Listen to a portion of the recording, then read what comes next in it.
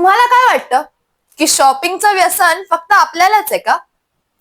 जर मी तुम्हाला सांगितलं की अमेरिकेच्या सर्वात महान राष्ट्राध्यक्षांची पत्नी अब्राहम लिंकन यांची बायको शॉपिंगमुळे चक्क कंगाल झाली होती, तर विश्वास बसेल? इतकी कंगाल की त्यांना आपले जुने कपडे विकावे लागले. आज आपण पाहणार आहोत अमेरिकेच्या फर्स्ट लेडीची ही अजब गजब गोष्ट.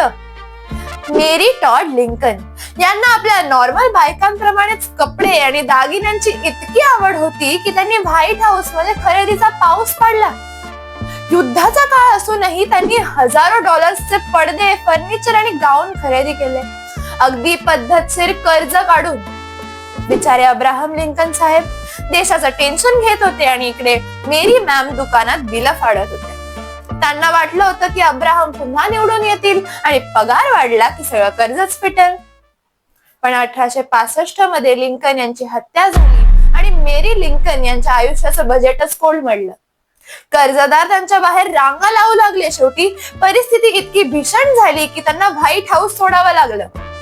त्यांनी काय केलं माहितीये? त्यांनी आपले जुने कपडे आणि दागिने न्यूयॉर्क मध्ये विकायला काढले. पण गंमत अशी की त्यांचे स्वतःचे कपडे कुणीच घेईना. मग त्यांनी लिंकन साहेबांचे जुने कपडे धोब्याकडून परत मागवले आणि ते विकले. त्या कपड्यांवर ना लिंकन यांच्या नावाची इनिशियल्स होती, म्हणून लोकांनी त्याला जास्त किंमत देऊन विकत घेतले. तर मित्रांनो, ही होती जगातील सर्वात प्रसिद्ध कर्जबाजारी पत्नीची गोष्ट. यावरून एकच शिकायला मिळतं, बायकोला शॉपिंगला नेताना बॅलन्स नक्की तपासा, नाहीतर लिंकन साहेबांसारखे जुने कपडे विकायची वेळ येईल. तुम्हाला ही गोष्ट माहित होती का? कमेंट्स मध्ये नक्की सांगा. व्हिडिओ आवडला असेल तर लाईक करा आणि सबस्क्राईब करायला विसरू नका.